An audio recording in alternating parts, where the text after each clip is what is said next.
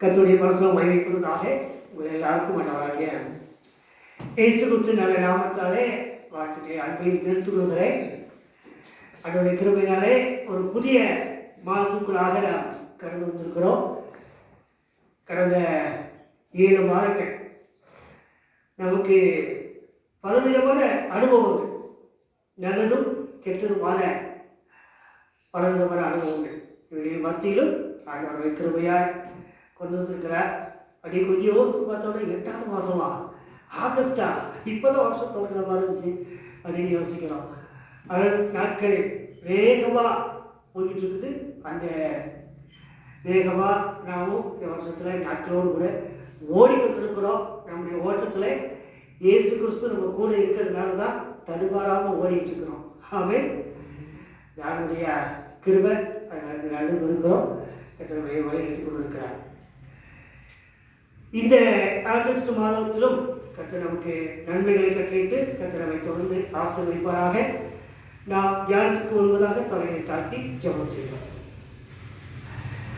அன்பின் பரிசுத்த பிதாவே, இதனால் ஆவரை வரையில அப்பா ஜீவவார்த்தையாகக்கூடிய திருவசனத்தை தியானித்து ஆவியிலே நாங்கள் பலனடையும்படியாக உடைய சமூகத்தில் வந்திருக்கிறோம். உடைய பிரசனத்துக்காக ஸ்தோத்திரம், உடைய வழிநடத்தலுக்காக ஸ்தோத்திரம். கர்த்தர் தொடர்ந்து எங்களோடு கூட பேசும். ஆவியானவர் எங்கள் எல்லோரும் கூட இடைவிடும். உடைய திருவசனத்திற்கு நாங்கள் ஏக மனதோடு காத்திருந்து புரிந்து கொண்டு அதன்படி நடக்க எங்கள் கிருபைத்தாரும் பிரசங்கிக்கிற அடியேனை எசப்பா மறுத்து நீர் வெளிப்படும். நாங்கள் எல்லோருடைய வார்த்தையை கேட்டு இந்த நாளிலும் எங்களுடைய ஆவிக்கிற வாழ்க்கையில, கிறிஸ்தவ வாழ்க்கையில நாங்கள் வளர எங்கள் கிருபைத்தார். தொடர்ந்து இறைவன் இயேசு கிறிஸ்து நாமத்தில் செபிக்கிறோம் நல்ல பிதாவே. கர்த்தருடைய பரிசுத்த நாமம் மகிமைப்படுவதாக. இந்நாளிலே நமக்கு தியானிப்பதற்காக கொடுக்கப்பட்டிருக்கிற தலைப்பு அருட்பணி, திருப்பணி, மிஷன் என்ற அடிப்படையில் எங்கிருந்தும் எங்கே, இதுதான் தியானிக்கிற தலைப்பு.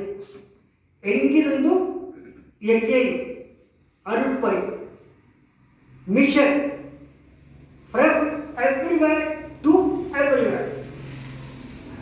அதற்கு காரணம் ஆகஸ்ட் மாதம் முதல் ஞாயிற்றுக்கிழமை மிஷன் ஞாயிறாக அனுசரிக்கப்படுகிறது. அருட்பணி, திருப்பணி என்று நாம் சொல்கிறோம் அல்லவா? மிஷனரி ஊழியம், மிஷனரி இயக்கங்கள் என்றெல்லாம் சொல்லுவோம். இந்த மிஷன் அருட்பணி பற்றி புரிந்து கொள்ள வேண்டும். அதில் நம்மை ஈடுபடுத்திக் கொள்ள வேண்டும். அந்த திருப்பணியிலே ஈடுபட்டவர்களுக்காக செபிக்க வேண்டும். திருப்பணிகளை தாங்க வேண்டும். இதற்காகத்தான் நம்முடைய தென்னிந்திய திருச்சபையிலே ஒரு ஞாயிற்றுக்கிழமை திருப்பணி ஞாயிறாக, மிஷன் சண்டேவாக அனுசரிக்கப்படுகிறது. ஆக இந்த எங்கிருந்தும் எங்கே, ஃப்ரம் எவ்ரிவேர் டு எவ்ரிவேர், இந்த தியானத்தை நாளை நாம் மேற்கொள்வோம். மேற்கொண்டு அதை புரிந்து கொண்டு நாம் எல்லாருமே கிறிஸ்துவுடைய திருத்தொண்டர்கள், we are all missionaries of God என்பதை புரிந்து கொண்டு கிறிஸ்துவுக்காக செயல்படுவதாக நாளை நம்மை அர்ப்பணிக்க வேண்டும். அது ஒரு முக்கியமான ஒரு ஞாயிற்றுக்கிழமை தான் இந்த ஞாயிற்றுக்கிழமை. நாம் எல்லாருமே மிஷனரிகள், அதையும் புரிந்து கொள்ள வேண்டும். அப்படிதான் ஆண்டவர் ஒவ்வொருவரையும் தேர்ந்தெடுத்திருக்கிறார். ஒவ்வொருவருக்கும் ஒவ்வொரு விதமான ஒரு பொறுப்பை, கிறிஸ்துவுக்கான பொறுப்பை நமக்கு கொடுத்திருக்கிறார். அதிலிருந்து நம்ம இந்த நாளை நாம் அனுசரித்துக் கொண்டிருக்கிறோம். அப்படி அனுசரிப்பதற்காக சபையாய் நாம் அழைக்கப்படுகிறோம். இந்த மிஷன், திருப்பணி, இவைகளெல்லாம் நடைபெற்றபடியினால்தான் இந்த நாளிலே நீங்களும் நானும் கிறிஸ்தவர்களாக இருக்கிறோம். உலகம் முழுவதும் திருச்சபையில் இருக்கின்றன. இதுக்கெல்லாம் காரணம் மிஷனரி ஊழியர்கள் தான். இந்த உலகம் முழுவதையும் நாம் பார்க்கும் பொழுது இந்த உலகம் இந்த அளவுக்கு வளர்ந்திருக்கிறது, உயர்ந்திருக்கிறது என்றால் அடிப்படையிலேயே மிஷனரி ஊழியர்கள் தான். இயேசு கிறிஸ்து தன்னுடைய பிதாவின் சித்தத்தை நிறைவேற்ற பூமிக்கு வந்தார். அது பிதாவின் சித்தத்தை நிறைவேற்றுவது அவருக்கு கொடுக்கப்பட்ட ஒரு தரிசனம், ஒரு ஊழியம்.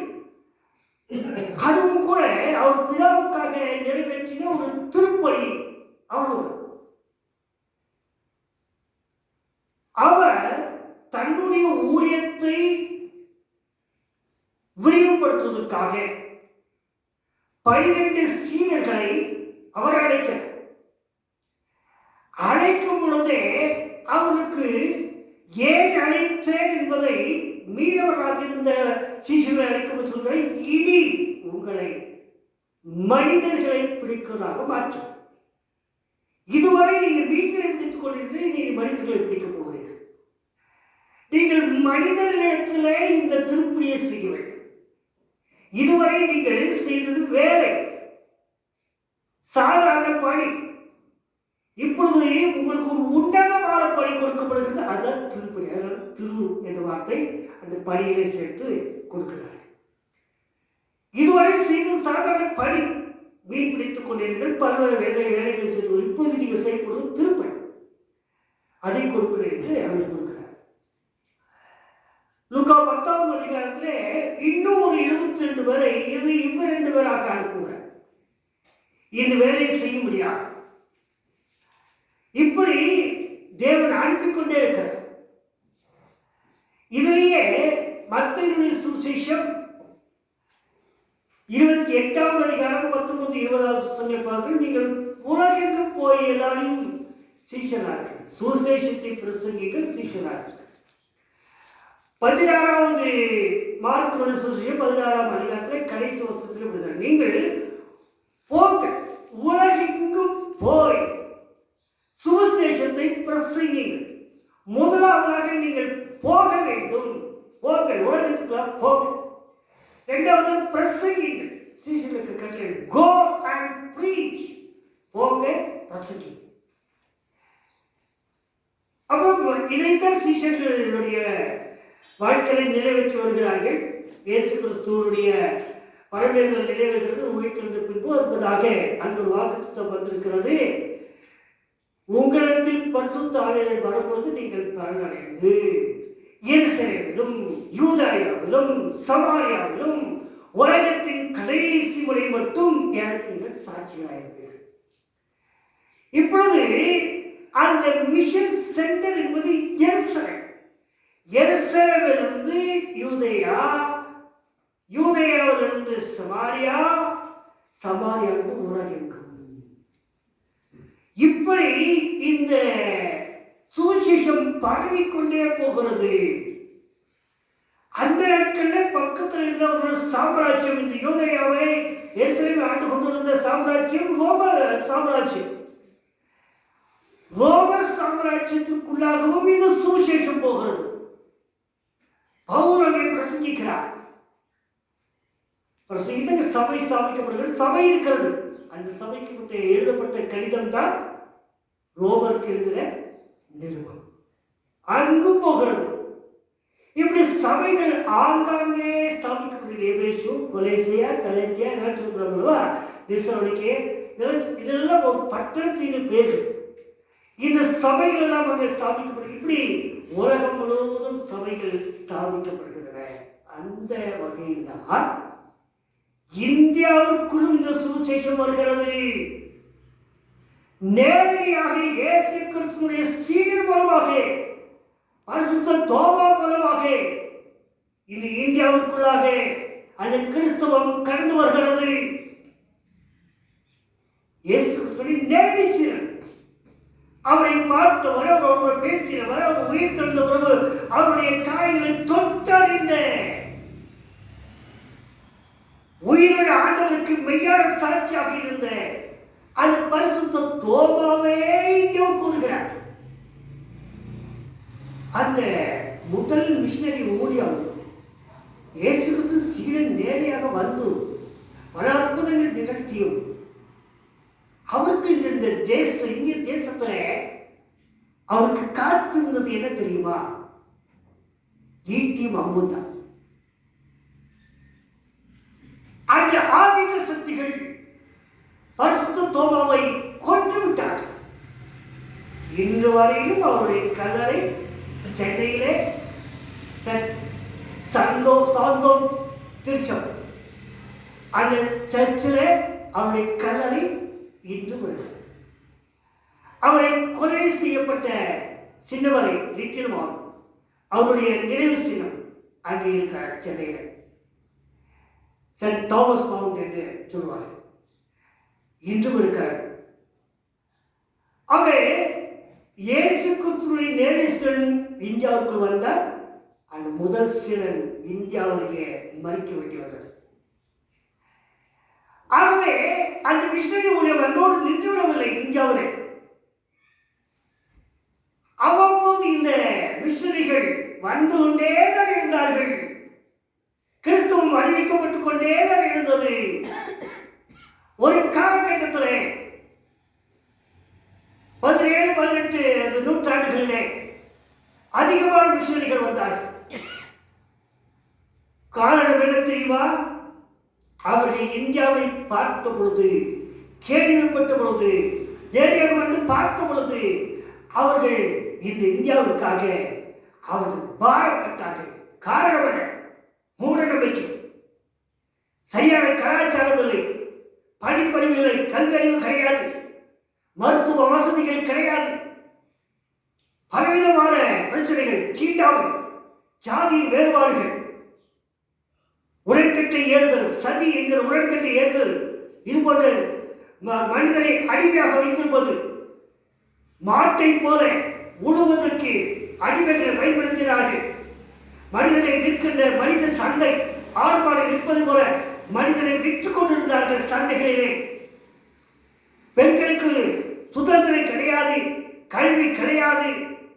தென் திருவிதாங்கூர் பகுதிகளிலே பெண்கள் தன்னுடைய மார்புகளை மறைக்க கூடாது, மாரப்ப அழியக்கூடாது, அழிந்தால் அடிப்பார்கள். யாரும் வெள்ளக்காரன் செய்யலை, வெளியிருந்து வந்தவர்கள் செய்யவில்லை. இந்தியாவில் ஆதிக்க சக்திகள் இவர்களை பார்த்தார்கள், மிஷனரிகள் பார்த்தார்கள், ஜனங்களுக்காக வேதனைப்பட்டார்கள். கல்வறிவு தேவை என்பதற்காக பள்ளிக்கூடங்களை கட்டினார்கள், மருத்துவ வசதி வேண்டும் என்பதற்காக ஆஸ்பத்திரிகளை கட்டினார்கள். இவர்கள் உண்மையான தேவனை ஆராதிக்க வேண்டும் என்று ஆங்காங்கே தேவாலயங்களை கட்டினார்கள். அவர்களுக்கு கிடைத்த பரிசு என்ன தெரியுமா? எல்லா இடத்திலும் வியாதிகள், எனக்கு இறந்த மிஷனரிகளுடைய இந்திய தேசத்தில் அதிகம் காலரா போன்ற தொற்று நோய்கள், அடித்துக் கொல்லப்பட்டவர்கள், கொலை செய்யப்பட்ட மிஷனரிகள் நம்முடைய இந்தியாவுடைய அநேகம். இப்படி மிஷனரிகள் வந்தார்கள், சுவிசேஷத்தை பிரசங்கித்தார்கள், கடினமாய் உழைத்தார்கள். ஆகவேதான் இந்த நாளிலே இந்தியாவை இந்த அளவில் பார்க்கிறோம். 2000 ஆண்டு சரித்திரமுள்ள இந்த மிஷனரி ஊழியத்துடைய சரித்திரத்தில் இன்று நிலைமை மாறி இருக்கிறார்கள். இன்று மாறவில்லை. கடந்த சில நாட்களாக இந்த நாள் வரைக்கும் தலைப்பு செய்தி என்ன? சிஸ்டர் ஃப்ரீடா மேரி, சிஸ்டர் வந்தனா பிரான்சிஸ் கடந்த 9 நாட்களாக சிறையில் இருந்தார்கள். எதற்காக? இந்த மிஷனரி ஊழியம் செய்துடைய பலனாகத்தான். நேற்று மாலை தான் அவருக்கு ஜாமீனே கிடைத்தது, கேசு முடியல. இது ஒரு பானைக்கு ஒரு சோறு பதப்படுகிறது போல ஒரே ஒரு சம்பவம், அவன் மட்டும்தான். இன்று ஏறக்குறைய 27 இதே போல கேஸ் இந்தியாவில் இருக்கிறீங்க கிறிஸ்தவருக்கு எதிராக. ஏறக்குறைய 400க்கும் மேற்பட்ட ஊழியர்கள் சிறையில் இருக்கிறார்கள். காரணம் ஒரே காரணம், மதத்தை பரப்பினார்கள் என்ற காரணம். இப்பொழுதும் மிஷனரி ஊழியர்கள் இவ்வளவு நெருக்கடியின் மத்தியில் தான் இந்தியாவில் செயல்பட்டுக் கொண்டே இருக்கிறார்கள். ஆகவே இந்த மிஷனை குறித்த, இந்த மிஷன் ஊழியர்களை குறித்த ஒரு அக்கறை உங்களுக்கு எனக்கு வேண்டும். அந்த பாரம் நமக்கு வேண்டும். நாமும் செயல்பட வேண்டும். அல்லது செயல்படுவதை ஆதரிக்க வேண்டும், ஜெபிக்க வேண்டும், பாரப்பட வேண்டும், கொடுக்க வேண்டும், தாக்க வேண்டும், கண்ணீர் வடிக்க வேண்டும், இந்த தேசத்திற்காக மனதால் பணியிட வேண்டும். கர்த்தர் நம்மைத்தான் இந்த தேசத்திற்கு ஜாமக்காரர்களாக நியமித்திருக்கிறார். அப்படி நாம் நாளிலே பழைய மிஷனரிமார்களை ஒவ்வொருவரையும் நினைவு கூறுவோம். சீகன்பால் கையர், பழைய காலத்திலே போப்பையர், வில்லியம் கேரி, ரேக்லண்ட் ஐயர், இப்படி ஐடாஸ்கர், இப்படி ஒவ்வொரு பேராக நமக்கு நிறைய மிஷனரிகளை தெரியும். இந்தியாவிலே வந்து பல பாடுகள் மத்திய ஒளி சென்று எல்லாரையும் நிறைவு கூறுவோம்.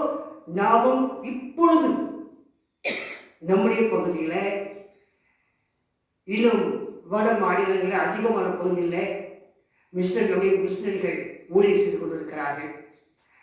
நம்முடைய சபைக்குழு உதவியாக இருந்த IMS உடைய மிஷனரிகள், HMS மிஷனரிகள், NMS, நாம் திருச்சபை இணைந்து செய்கிற NMS மிஷனரி ஸ்தாபனம், IEM, FMBB, விஸ்வவாணி, இதுபோல ஜேம்ஸ், இதுபோல பல மிஷனரி ஸ்தாபனம் உண்டு.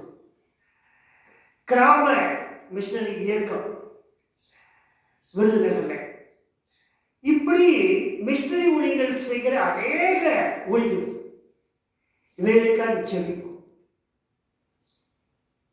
அப்படிங்கிற என்னுடைய பொறுப்பு என்ன, அதை நான் உணர்ந்து கொள்ள வேண்டும். நாம் எப்படி செயல்பட வேண்டும்?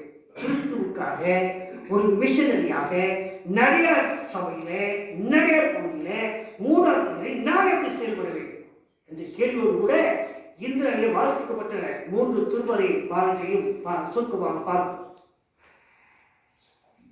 என்று 1 ராஜாக்கள் 17வது அதிகாரத்தில் திஸ்பியனாகிய எலியாவை குறித்து பார்த்து, முதலாவதாக இந்த பகுதியிலிருந்து நாம் கற்றுக்கொள்கிற பாடம் அருள்பணி. அது உறுதியுடன் செய்யப்பட வேண்டும். அருள்பணி உறுதியுடன் செய்யப்பட வேண்டும். உறுதியுடன் என்றால் தைரியமாக ஆண்டவர் எதை நியமித்தாரோ, எதை செய்ய சொல்கிறாரோ அதை உறுதியுடன். அங்கே யூதேயா தேசத்துடைய 7வது அரசன் தான் ஆகாப். அவனை குறித்து வேதம் என்ன சொல்கிறது? இவன் ஒரு அக்கிரமக்காரன், இவனை போல ஒரு தீய அரசன் இதுவரை உண்டானதில்லை. அவ்வளவு மோசமாக கர்த்தருக்கு அருவருப்பானவனாக நடந்து கொண்ட ஒரு அரசன் ஆகாப். அவன் அருவருப்பானதுக்கு காரணம் வேறொன்று காரணம் இருக்கிறது. அவன் அந்நிய ஸ்திரியாகி யெசபேலை, பாகாலை வழங்கிக் கொண்டிருந்த நாட்டில் இருந்த யெசபேலை திருமணம் செய்து கொண்டு, யெசபேலுடைய ஆசைக்கிழங்க தன் நாட்டையும் பாகாலுடைய வழிபாட்டு ஸ்தலங்களை அமைத்து அவனும் தீட்டுப்பட்டு அரண்மனையை தீட்டுப்படுத்தி தேசத்தையும் தீட்டுப்படுத்தினார். குடூரனாக ஆட்சி செய்து கொண்டிருந்த அந்த ஆகாபிடத்தில் எலியாவை அனுப்புகிறார். பயம் இல்லாமல் கர்த்தர் சொன்ன உறுதியுடன் அங்கே சொன்ன தீர்க்க தரிசனத்தை உரைக்கிறார். ஆண்டவர் சொல்கிறார், கேரியாத் ஆற்றண்டைக்கு போ, கர்த்தரை போஷிப்பார் சொன்னபடி தண்ணீரும் காகங்கள் உணவு எனக்கு கிடைக்கும் என்ற நம்பிக்கையோடு அங்கேயும் போகிறார். சாரிபாத்துக்கு அனுப்புகிறார். இந்த சாரிபாத் எந்த ஊர் தெரியுமா? இங்கே எலியாவை கொன்றுவிடும்படியாக யெசபேல் துடித்துக் கொண்டிருக்கிறாரே, அந்த யெசபேலுடைய சொந்த ஊர் தான் சாரிபாத். எதிரியுடைய ஊருக்கே தேவன் அனுப்புகிறார். கொஞ்சம் டயலாக் சொல்லுங்க. சிங்க கெவிக்கேற போயிட்டு சிங்க கொகையில போய் சிங்கத்தை பிடிச்சிருவேன்னு சொல்லுவாங்கல்ல, ஆண்டவர் சிங்க கொகைக்கு அனுப்புகிறார் இந்த எலியாவை. யெசபேலுடைய ஊருக்கே அனுப்புகிறார். அங்கே சாதாரணமாக இருந்த ஒரு விதவையின் மூலமாக கர்த்தர் அங்கே பெரிய அற்புதத்தை செய்து எலியாவை காப்பார். அவன் உறுதியோடு இருக்கிறார். அது ஊழியர்கள் அதனால ஒரு பெரிய அற்புதங்களையும் அதிசயங்களையும் அவருடைய தைரியத்தெல்லாம் பார்க்கிறோம். அவர் தன்னுடைய தேவன் தனக்கு கொடுத்த அந்த அற்புதங்களே சூழ்நிலைகள் சாதகமாய் இல்லாவிட்டாலும், எதிரிகள் சூழல் நின்றாலும், கர்த்தருடைய வார்த்தை நிறைவேற்ற தன் அர்ப்பணிக்கிற உறுதியாய் இருந்தார். அது நமக்கு வேணும். அது நமக்கு வேணும். இல்லை இப்படி இருக்கிற அப்படி இருக்கிற உலக சூழல் இப்படி இருக்கிற அங்க இருக்கிறாங்க இங்க இருக்கிறாங்க இப்படி இருக்கிறாங்க, ஒன்றும் கவலைப்பட வேண்டாம். கர்த்தர் சொன்னால் அவரை காப்பாற்றுவார், நடத்துவார். ஒரு ஆபத்தும் வேண்டியிருந்தாங்க. சூழ்நிலைகள் நெருக்கடிகள் வரலாம், தலைக்குறிவு வர முடியாது, வராது. வர ஆண்டவர் விடவும் மாட்டார். எதிரியின் கைகளுக்கு ஒப்பு கொடுக்க மாட்டார். நிந்திரைகள் வருவது போல் வரலாம், அதன் மூலமாக கர்த்தர் பெரிய காரியங்கள் தான் செய்வதோடைய கைவிட மாட்டார். ஆகவே நாமும் நம்பிக்கையோடு கூட உறுதியோடு கூட அருட்பணிகளை நமக்கு என்ன முடியுமோ அதை நாம் கர்த்தருக்காக செய்யும். இரண்டாவதாக கலாத்தியர் 2வது அதிகாரம்.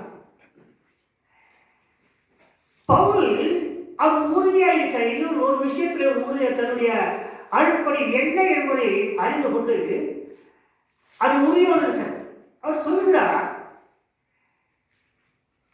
பேதுருவுக்கு கொடுக்கப்பட்ட ஊழியம் விருத்த சேதனம் உள்ளவர்களுக்கு, அதாவது யூதர்களுக்கு. பவுலாகி எனக்கு கொடுக்கப்பட்டிருக்கிற ஊழியம் விருத்த சேதனம் இல்லாதவர், அதாவது புறச்சாதிகளுக்கு. அப்படியாக இந்த பவுல் எப்படி இந்த ஊழியத்தை செய்கிறார் என்றால், அந்த அருட்பணி தனக்கு கொடுக்கப்பட்ட அந்த ஊழியத்தை நோக்கி அவர் செய்கிறார். அப்படியான அருட்பணி என்பது லட்சியத்தோடு செய்யப்பட வேண்டும். லட்சியத்தோடு ஒரு இலக்கு. அவர் சொல்லுகிறார், புறச்சாதிகள் மத்தியில் நான் அனுப்பப்பட்டிருக்கிறேன், விருத்த சேதனம் இல்லாத ஜனங்கள் மத்தியில் நான் அனுப்பப்பட்டிருக்கிறேன். அதை உறுதியாக சொல்கிறார். அதனை உறுதிப்படுத்துவதற்காக அப்போஸ்தலர் 15வது அதிகாரத்திலே அங்கே எருசலேம் மாநாடு நடக்கிறது. அந்த மாநாட்டிலே இந்த ஊழியர்களை பிரித்துக் கொள்கிறார்கள்.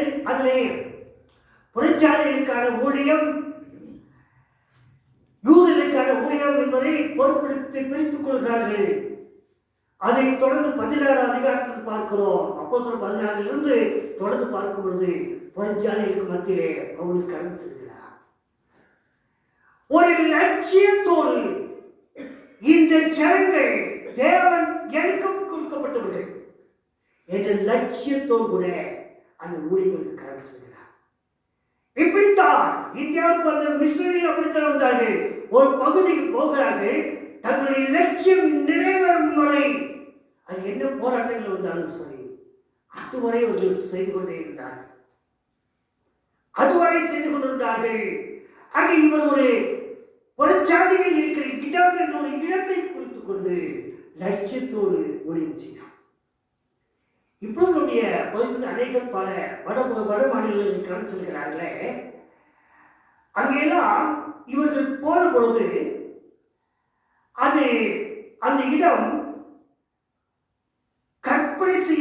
செய்யக்கூடாத அளவுக்கு அவ்வளவு பின்தங்கிய இடங்களாக இருந்தவைதான்.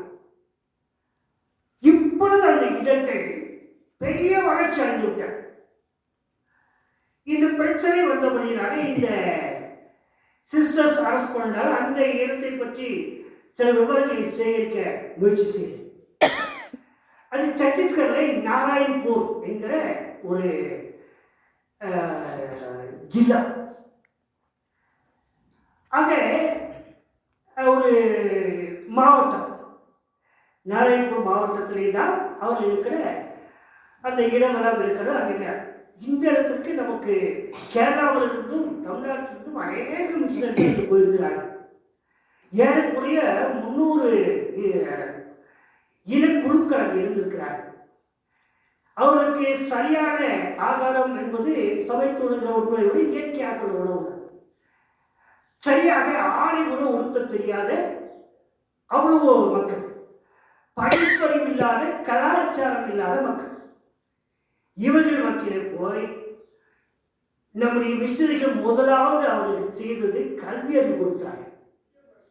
பள்ளிக்கூடத்தை கட்டினார்கள், படிக்க வைத்தார்கள். படித்துவிட்டு சத்தியத்தை அறிந்து கொள்வதற்காக தேவாலயங்களை கட்டினார்கள். அது மட்டும் போதாது, ஆஸ்பத்திரி கட்டினார்கள். இப்படி கட்டடங்கள் வர வர அங்கே கடைகள் எழும்பு